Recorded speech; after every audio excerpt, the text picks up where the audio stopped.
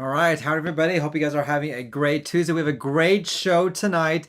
We have a lot of good topics we'll talk about. We will talk about, let's see, I have my list right here. I apologize. We'll talk about some of the reasons why you may be not actually seeing the weight loss that you want to lose. I have to get my camera straight. It's all what happens in the live video.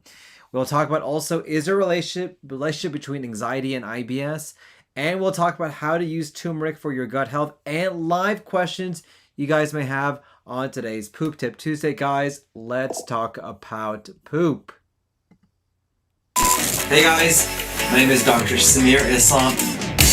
My passion is to give you tips and tricks to help out with your gut health. I grew up in a small town called Odessa, Texas. You may have known that from the movie Friday Night Lights or even the TV show. I did my undergrad at the University of Texas at Austin, go Longhorns. I did my GI fellowship training at the Mayo Clinic. So guys, let's talk about poop. So howdy y'all, Dr. Samir here, aka your poop guru, trying to give you the best tips and tricks to help out with your health. Every Tuesday around this time, I go live on social media, answer your live questions that you guys have on your gut health. Do me a huge favor, if you haven't already, don't forget to smash that like button, like, share, and subscribe. And also know if you're watching this live or on the replay and where you guys are watching this from. Amy, it's good seeing you. Thank you for watching. And Andre, it's good seeing you from Canada. Thank you for up north. Thanks for watching on the live stream as well. We have a couple of great topics today, and as usual, I'll answer your live questions as well on topics you may want to ask me on gut health or anything else that's going on as well. So let's go into our first topic. Hey, Dr. Islam, I have tried to lose weight, but I don't see actually the weight loss happening. What is going on? Am I doing something wrong? This is a very common problem that a lot of people have, and they see me for. They're like, hey, I'm doing everything you've asked or said about or talked about in order to lose weight. I am restricting my calories. I am exercising. I am doing everything, but the weight just does not come off, or it seems like it's not coming off. What the heck is going on? Very common problem. Let's see exactly why you may not be seeing that weight loss in terms of what is you're hoping to get. So number one is that you actually may be having what's called invisible fat loss. Yes, you are losing weight, but you actually may not be losing this. And maybe it's not visible on this scale yet either. You may be actually losing weight, but you don't actually realize, because sometimes our scales are not as necessarily accurate, and there are a lot of fluctuations when it comes to weight loss as well. And so sometimes having too much water can actually seem like you're having a lot more weight than what you actually have as well. And so you actually may be really losing weight, but not losing weight where you can actually see it. Very common problem to have. Number two is that you actually may be tracking it incorrectly. So you actually may be thinking that you are in a caloric deficit, when in actuality, you are not. Very common problem I see a lot of people have. Keep in mind, when it comes to weight loss, every calorie counts. No matter how small that calorie is, no matter how much you don't think it really does count, every single calorie counts, including healthy calories. And so the best way, to be frank with you, to know exactly how much you're taking in is to literally keep track. There are great apps that are out there, like MyFitnessPal or other apps like that. I have used these for myself when I'm trying to lose a certain amount of weight or gain some weight as well. And you'd be surprised how much extra calories you are actually taking in without realizing, without actually keeping track of this. So the first thing I tell all my patients who are hoping to lose weight, keep track religiously of exactly how much you're taking in, and use an app to help you out with that. Excuse me. Number three is that you actually may not be doing the things that you should be doing. You have lack of compliance. So you may not actually be following the plan consistently. And so over time, you actually may be having a higher caloric intake than what you realize. And so some people have these cheat days, and I'm telling you, cheat days, unfortunately, your body doesn't realize what a cheat day is. It takes in those calories that you are using for a cheat day, and that cheat day actually may put you over the hump for what you actually need to do. Or you may be kind of wish-washy on your diet. Remember, you may be like, hey, I will kind of, not be so strict on that. And if you do that, you actually may be intaking more calories than what you like. Number three is that you actually may be having too many calories for your energy intake. So sometimes we have to calculate what our daily energy expenditure is going to be. And this is a very simple calculation, which you can get on the internet. And so even though you may be restricting calories, excuse me, you actually may not be restricting enough calories for your particular energy intake. And so it's important to calculate that, see what your average energy intake is going to be or energy expenditure, then use that as a metric to determine how many less calories you need to be intaking. And then lastly, you may have a medical condition in which maybe it may be more difficult for you to lose weight, or you may be on a medication that makes weight loss more difficult as well. So common conditions like hypothyroid or thyroid issues. Common medications include maybe pain medications or antidepressant medications. These medications are known to help hold on to weight and make it a lot more difficult for you to lose the weight that you want to lose. So big thing is that I don't want you to think that you should lose all hope if you're not seeing that weight loss on the scale. There's a very good chance that some of these things that we talked about could be a reason why you're not losing that weight. And by changing these things or modifying this, you can really make adjustments when it comes to your weight loss goals. Mr. Meyer, it's good seeing you. Michelle, it's good seeing you guys as well. Oh, I love that, Michelle. Or you can lie to yourself when you're enter it into your journal. You are exactly right. Guess who's not going to lie? Your body, because your body will know exactly what you're taking into your diet to make things a lot more troublesome when it comes to losing weight. Great comment, Michelle. All right. So question number 2, is there a relation between anxiety and irritable bowel syndrome? Let me know in the comments down below if you know of somebody who's suffered from IBS, or you know somebody who's had anxiety that's made their gut issues either better or worse. Very common problem. And the answer to this question is yes. There is a connection between the brain and the gut. It is a brain-gut connection. And sometimes what happens over here can manifest tremendously in terms of what's going on in the gut. And same thing in the gut. This can manifest in terms of what's going on over here. It can make things like anxiety and depression a lot worse, and in terms of make gut issues a lot worse as well. And so sometimes we have to break that cycle of what's going on, and we have to help modify the brain-gut axis. A lot of medications that we use for IBS really help out in terms of calming the brain, but also calming the gut at the exact same time. So people ask me, hey, Dr. Islam, I have a gut issue. Why are you prescribing me a medication that can help treat depression? Well, a lot of times we're not treating depression, but what happens here can manifest inside what's going on inside the gut. And so by fixing both problems, we can kind of kill 2 birds with 1. But also there are very effective natural options we can use to help out with anxiety. So one of the more effective, scientifically proven options is cognitive behavioral therapy, or CBT. This works fantastic. It's a very effective, great way to help control gut issues in addition to controlling what's going on in your mind. And I work with the company to allow my patients to hopefully get more benefit of doing this. I've had really good clinical response in doing this. And so if you're interested in learning more about this, comment down below and let me know. I can talk more about the company that I use, which is a fantastic job of doing this through the internet, through telehealth, to really help out with gut issues and in turn help out with anxiety and depression as well. Katie, it's good seeing you. Thank you for watching. Taz, good seeing you as well. Toy, it's good seeing you guys as well. And Andre, it's good seeing you guys as well. So let me take a look at some of these comments here. Okay, good question. So, Katie, good. I'm gonna put your question on here. So you've had chronic gastritis and a long history of IBS-C, which is IBS constipation predominant, mainly constipation. I really feel like the two are connected. If my IBS flared, my gastritis flares as well, but my GI doctor does not seem, or at least does not explain how they may be connected. Is there a connection? So very good question, Katie. So, I'll tell you this.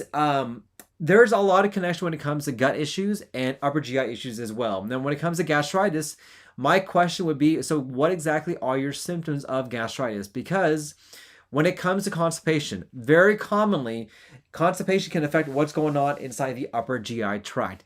Keep in mind, your GI tract is one long tube. If part of that tube is clogged up, guess what's going to happen? You're going to have backflow of everything going back up in here. So that can cause bloating, pain, nausea, reflux, poor appetite issues to occur. Very common correlate symptoms when it comes to constipation or IBS-C. So the way I treat these patients is that I want to get you going. I want to get you flowing. And by treating the constipation more commonly, we can really affect what's going on in the upper GI symptoms, make that better, and make people feel and relieve a lot of their gut issues as well. So yes, there is a connection between what's going on down below and what can occur further up in terms of gastritis or upper GI symptoms. So there is a connection, and my approach is get you flowing, get you going, and then hopefully we can get you feeling a lot better as well. Great question. Perfect. All right. So question number 3. Hey, Dr. Islam, I've heard of turmeric as being an option for gut health. What are your thoughts? What does the evidence say? So you guys know me. I am the type of doctor that I'm what's called, a functional medicine doctor or a functional gastroenterologist.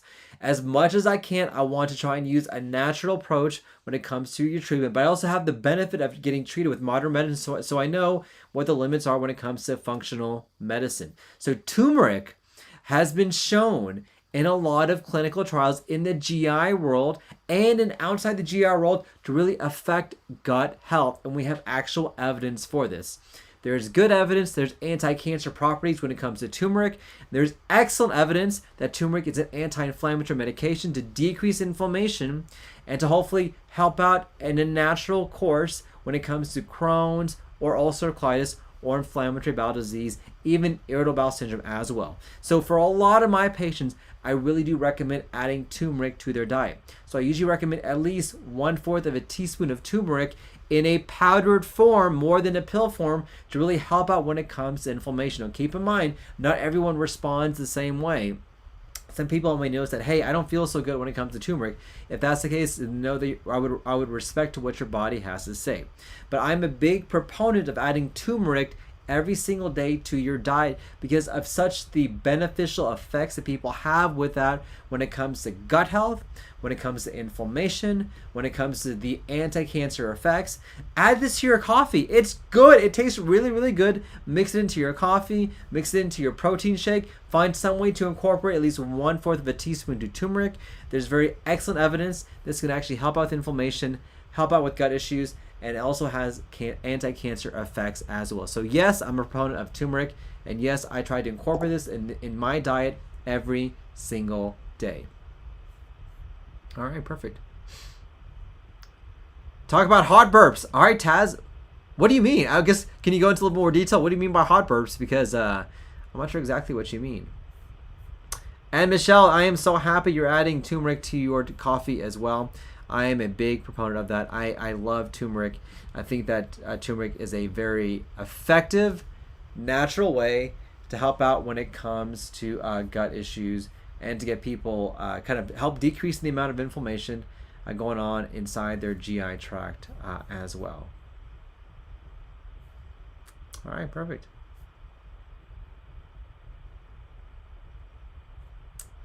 All right. Perfect. Well, I'm going through some of the questions. Hot burning. All right. So, I'll be honest with you, I'm not sure I know what you mean. I'm sorry about that. I want to talk about it, but I don't know exactly what you mean. So, if you maybe explain a little bit more, I can maybe hopefully talk on that. All right, so while I'm waiting for a couple more questions, here's my thing for you guys, is that I am trying to do the best I can to try and get more people to join the live videos. And so I want to get suggestions from you guys. Guys, give me some thoughts, give me some tips, send me a DMs on what I can do to see if we can get more people involved, to make this a better format. I've been doing this for about a year now. I'm thinking about changing the format some. Send me some messages, send me some information, tell me what I can do. Give me some thoughts on that as well, because I'm really, really, really curious about what we can do to make this into a kind of a better process for everybody. So Brian, great question. I like this. So you've heard that turmeric is more effective with a dash of black pepper. Yes! Oh!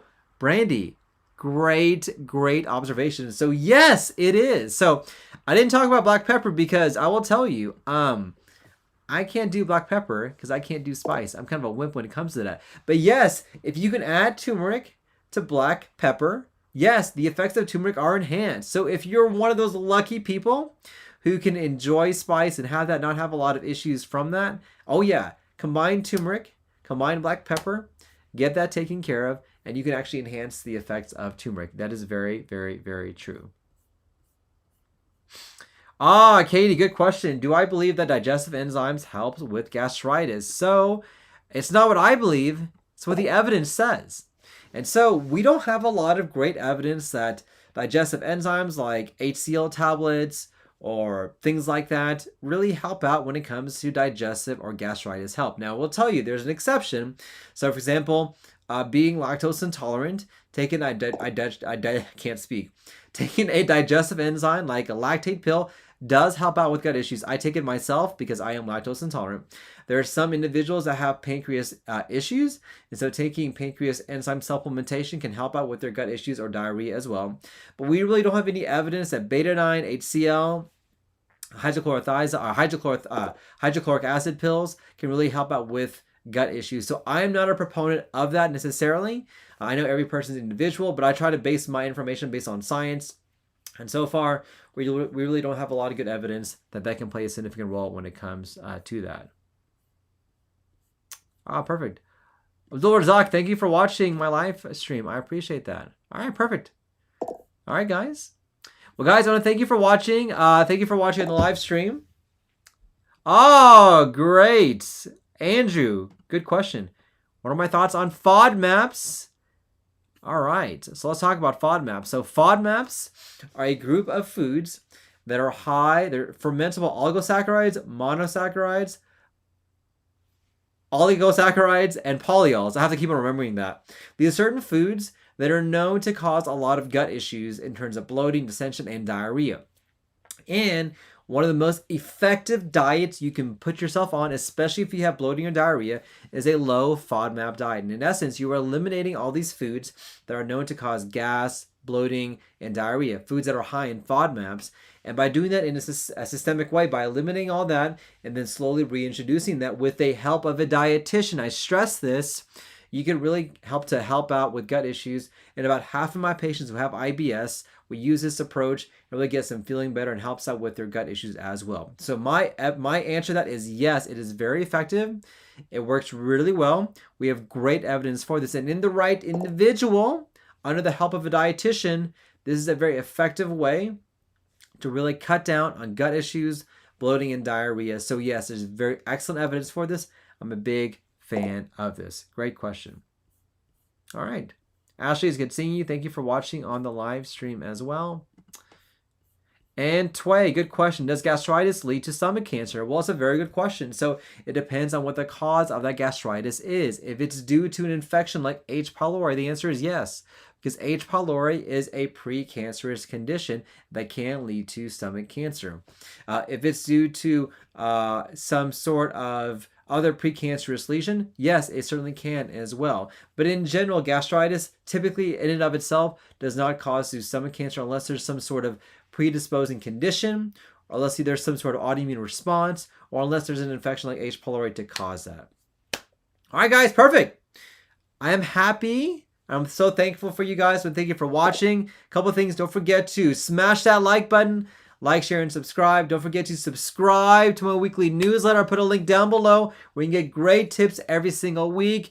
And tune in next Tuesday. Send me your questions. Send me what thoughts you have. Let me know what I can do better for you guys. Look forward to seeing you guys on future videos. Hope you guys have a happy and healthy day. Take care, everyone. Bye.